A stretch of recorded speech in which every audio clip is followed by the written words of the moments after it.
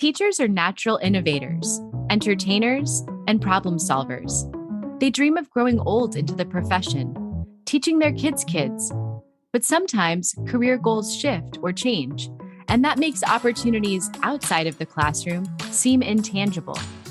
Questioning, who am I if I'm not a teacher? I'm your host, Alexandra Simon. And I'm your co-host, JoDee Scissors. This is The Great Teacher Resignation.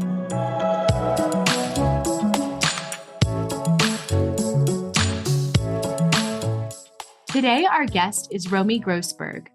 She is Australian-born and has been living in Southeast Asia since 2010 when she first moved to Cambodia to manage a hip-hop center for unhoused and disadvantaged youth, which landed her on the TEDx stage. In 2014, she moved to Thailand to continue her career as a counselor, trainer, speaker, and the author of the 5-Minute Guide to Emotional Intelligence and The Key, a social emotional toolkit for teens, which she took to South by Southwest this year in Austin. Welcome to the show today. Thank you. Thanks for having me. Thank you so much for being here. And as our listeners might have guessed, I met Romi at South by Southwest earlier this year when we both attended a session on teacher retention. And Romi, when I heard you speak after the session about your counseling work with teachers, I knew I wanted to interview you for the podcast. So I'm hoping you can start us off today by telling us a little bit about your background with counseling teachers. Well, so I've been a counsellor for probably over 15 years, trained and started in Australia before moving to Southeast Asia. And I never really started out with the intention of particularly counselling teachers. I just counsel people. I counsel adults and in the last 10 years also teenagers. But what I did notice was in COVID, suddenly one by one, more and more teachers started coming to me, mostly online, even though a lot of them were local in the community that I live. But it got to a point where I realized one day that about 90% of my adult clients were teachers in schools in the area that I was living, some overseas because I do online counseling from anywhere, but also mostly local expats and Westerners living here where I live.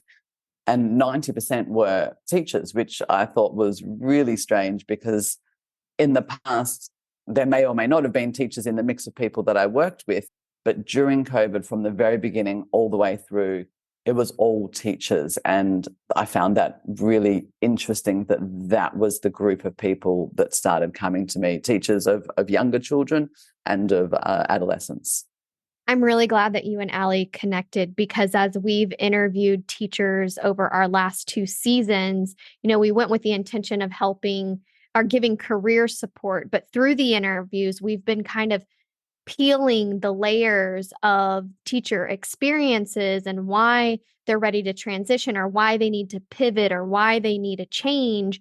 And some of the things that we've heard from teachers or people that have supported teachers are that they have high stress levels, they're experiencing burnout, anxiety, depression, those type of things. So as a counselor who has been helping lots of teachers, what are some of the mental health trends that you've seen among your patients and clientele? I would say stress and burnout is definitely up there at the top.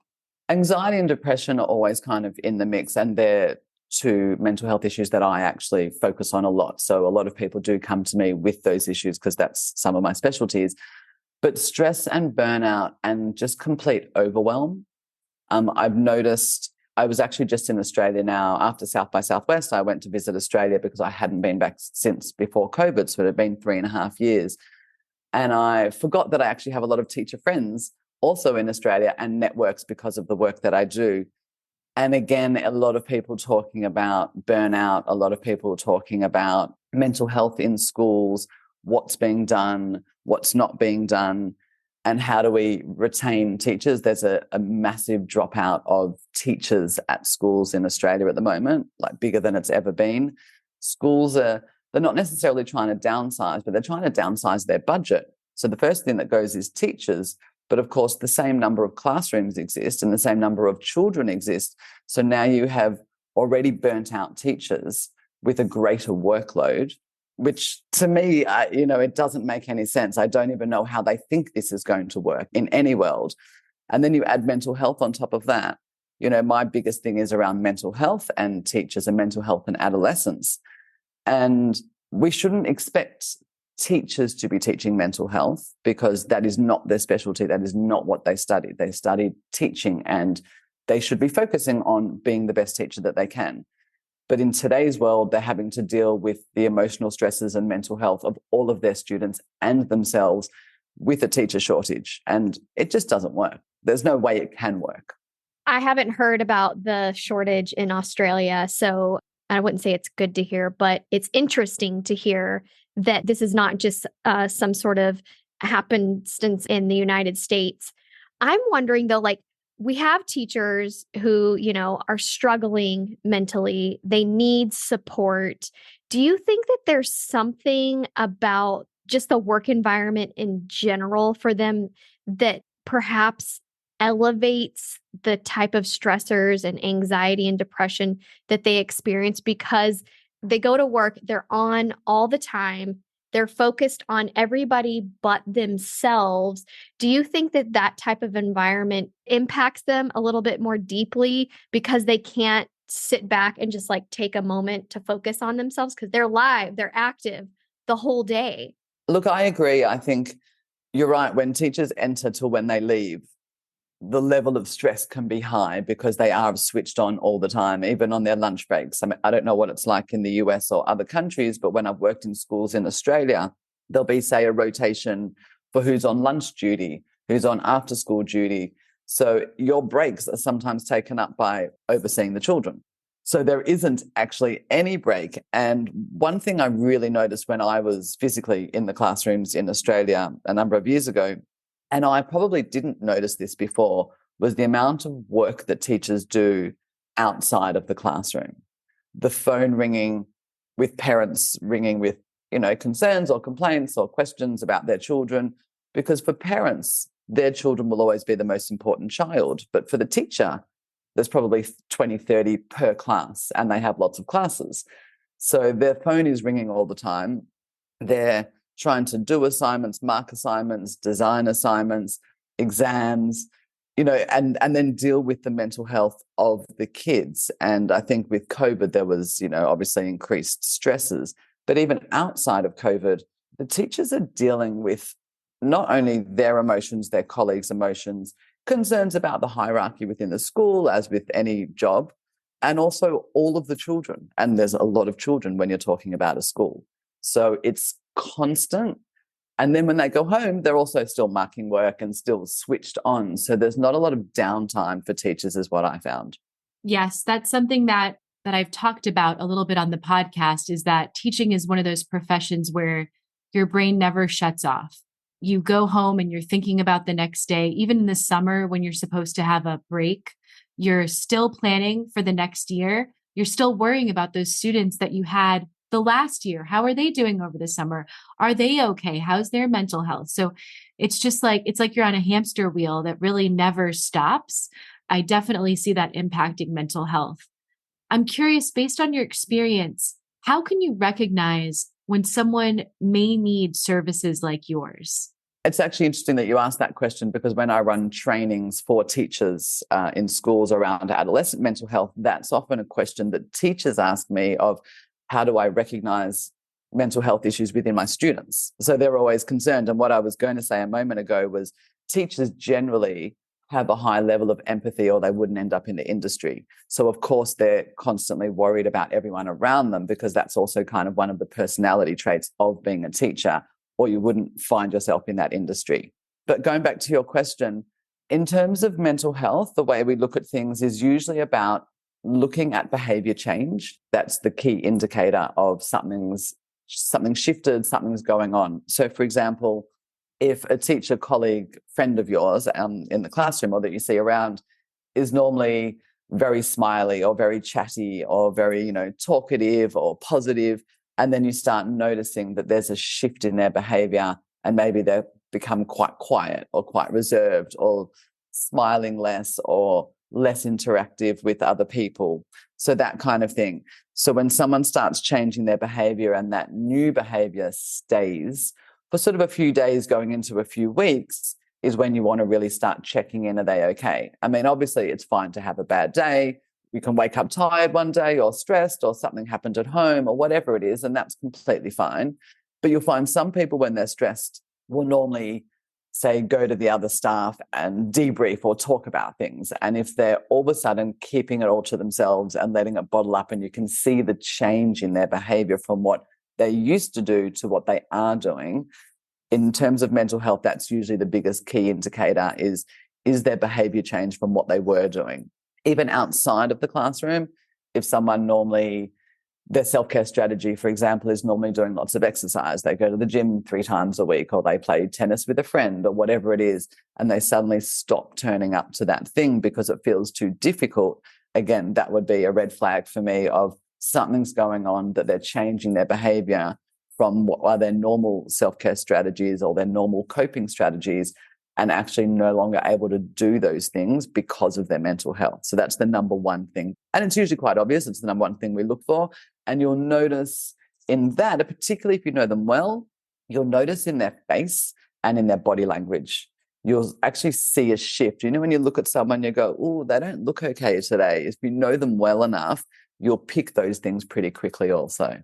This makes me think about how when I was a teacher, I was in a portable classroom, so like an auxiliary room where there wasn't really anyone checking on me all day. It was pretty isolating.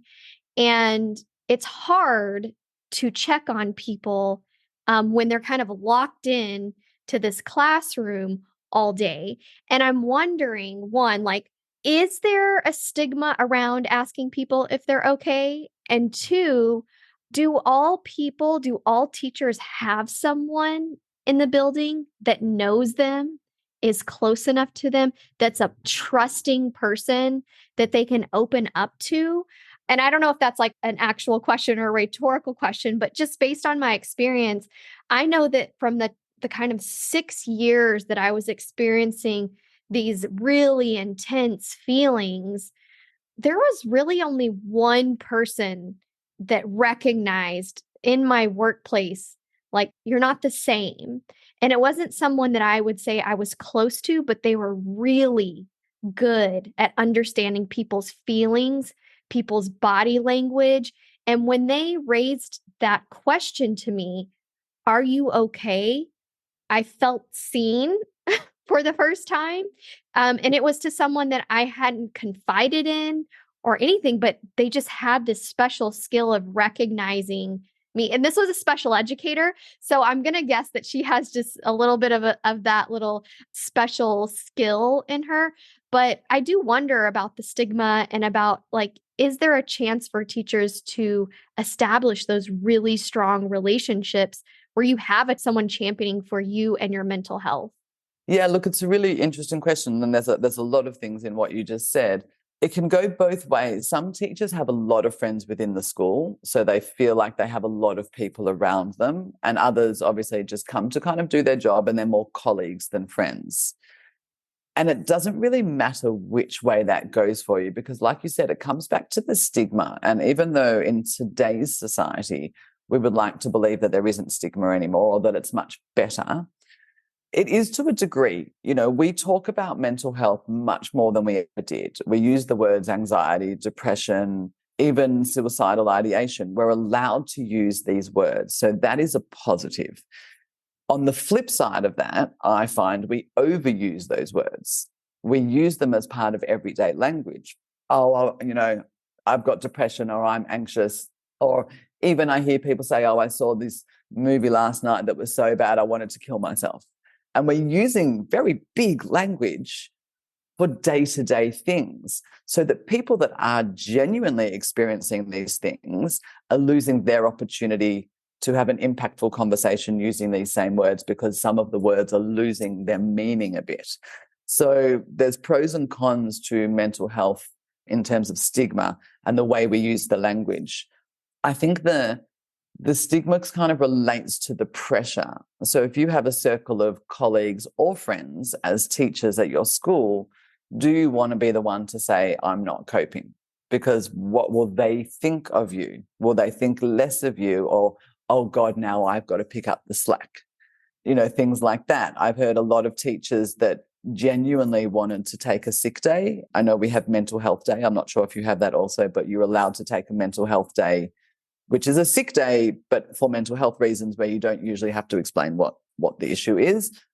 But in doing that, a lot of teachers say, but if I take a mental health day, then my friend has to pick up my classes and that's not fair on them. So there's a camaraderie that is positive and negative of helping each other, but also picking up the slack from each other, which feels unfair and nobody wants to do it to the other person. So it has positives and negatives of all of those things. I think it's a pretty common feeling among teachers that taking a day off sometimes is more work or more guilt than they want to experience or endure, and they just push through. And I agree with what you said, Romi, also about feeling bad if you're going to be out and your colleagues have to pick up the burden, they have to pick up the workload. And it's happening more and more in the US with the sub shortage that we have, the substitute teacher shortage. There's just not enough people to cover classes. But what I also heard between you and JoDee is that there is the possibility that you have these colleagues and these friends at work that in the right space and in the right way can be there for you, or you can be there for someone else. So if you're noticing that someone's really not the same person that you recognize, like they're changing their habits, be that person. It's a slippery slope, right? You don't want to make someone feel uncomfortable, but also I worry about those people that you don't say anything and then it's just getting worse. So I don't know. I think personally, I would probably say something and take a risk of hurting their feelings or whatever, because it's genuine concern that I might have for that person. And I actually have done that before to someone that I know, not in teaching, but a friend of mine who I saw, quarterly, and there was something going on. And so it was a weight lifted off their shoulders that they actually were able to talk about it. So from personal experience, I have done that and I would do it again. And the reality is you're never going to be wrong. And sometimes it's easy to talk to someone that's not your closest friend or just someone that you know that's noticed, but you're never going to be actually wrong. If you notice someone's change in behavior or change in their face or change in their demeanor, change in their clothes, maybe they normally always wear a suit or a fresh top and they're looking a bit more like it's difficult to get to work, you're not going to be wrong in going up to them and sort of saying, hey, are you okay? Because they're either going to say, oh yeah, thank you for asking, I'm actually just having a bad day, or I just slept in, or my coffee machine broke. So, on the mildest scale, they might just be having a bad day or a bad few days, and that's that. Or it will be something more significant. But you're never going to be completely wrong, because if you've noticed something's up with someone, then there'll be something in that. It's just a matter of whether it's a significant problem or just a passing problem, and that's okay too. But I think the genuine question of, are you okay, as opposed to, how are you? And then you keep walking. Do you know what I mean? So really stopping, doing it also privately, not sort of in a group setting where you pinpoint someone and ask if they're okay, but, one-on-one, just checking in, just wanting to see if you're okay. I think the bigger issue is, what next? Like, what then? So maybe I've got 5 minutes spare and I ask you if you're okay. But then what? What if you're not okay? Am I skilled to do something about it? Do I have time to hold this conversation? Can I recommend something? I think fundamentally something in the school system needs to be available. I know a lot of schools have school counselors for the kids, but what about the teachers? Is there a support network? Is there a hierarchy of people that they can go to? I even know a couple months ago, in February this year, I actually ran professional development training online to an international school. And I wasn't working with the teachers. I was actually working with the counselors and support people, and they needed support. And they're the support people. And my job in that training was to do, managing stress and burnout and anxiety, and managing your own mental health and your own self-care practice so that you can be of service to the other kids. So, it's a worry when the counselors are needing the support. And I love this school and commend this school for reaching out to me, because that happens very rarely. And the counselors need the support too. Every counselor should have a counselor. I have my own counselor because I need someone to talk to also, because we're all human. But so who are the teachers going to? The kids are going to the counselors hopefully have support. But where do the teachers go? And often they go home, maybe they have a few drinks, or maybe they talk to a partner, or maybe they talk to a friend. But eventually, that can then cause marital problems at home or friendship problems at home.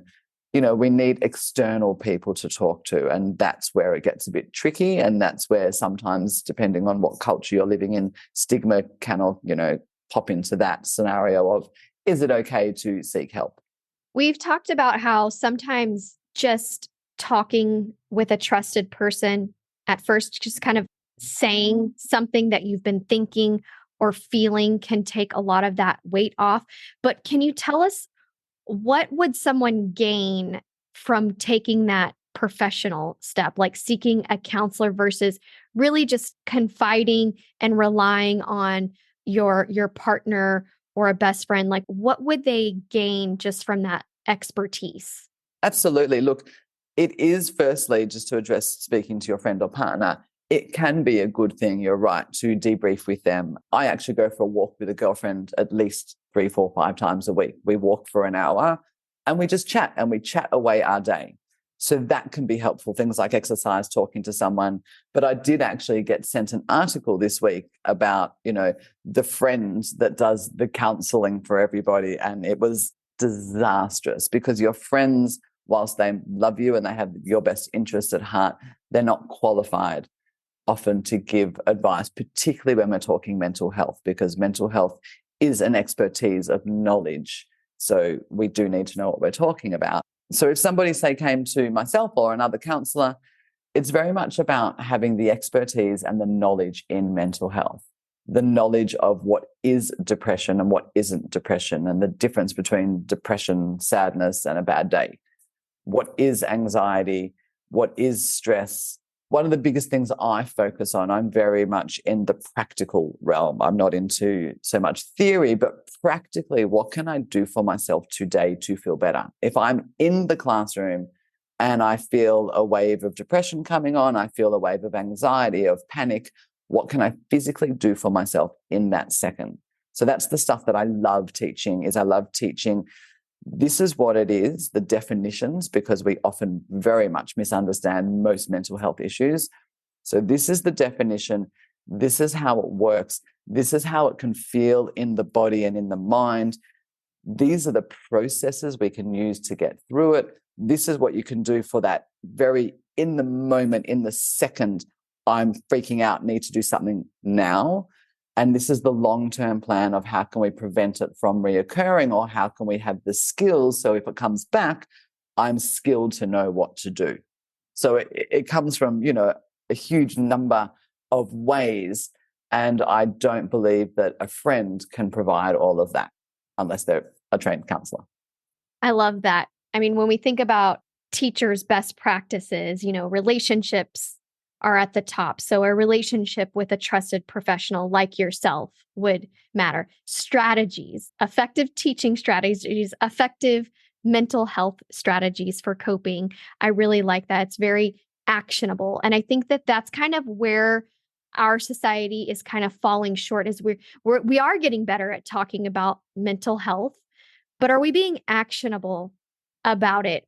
Do we have enough resources to offer people? Do we have enough accessibility to these resources?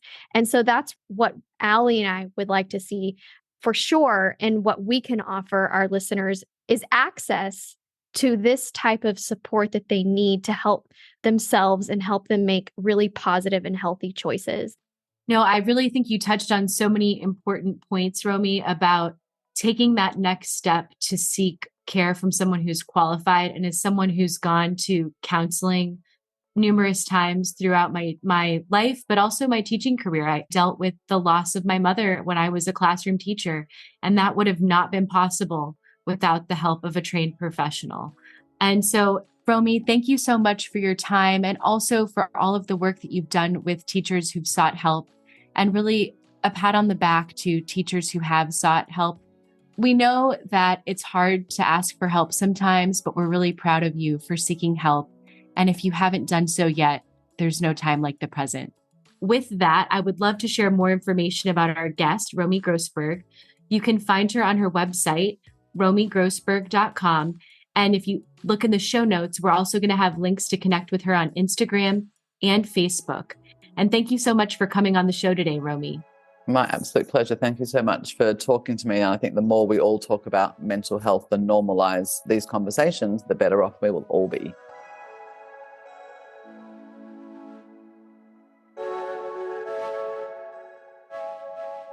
If you liked The Great Teacher Resignation, give us a 5-star rating and follow us on Instagram, Facebook, Apple Podcasts, Spotify, Google Podcasts, Amazon Music, and Audible.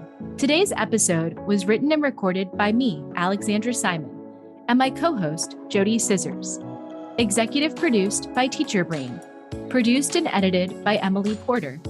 Original music, Emoji by Tubebacker. Special thanks to our sponsor, Paper Planes Ed.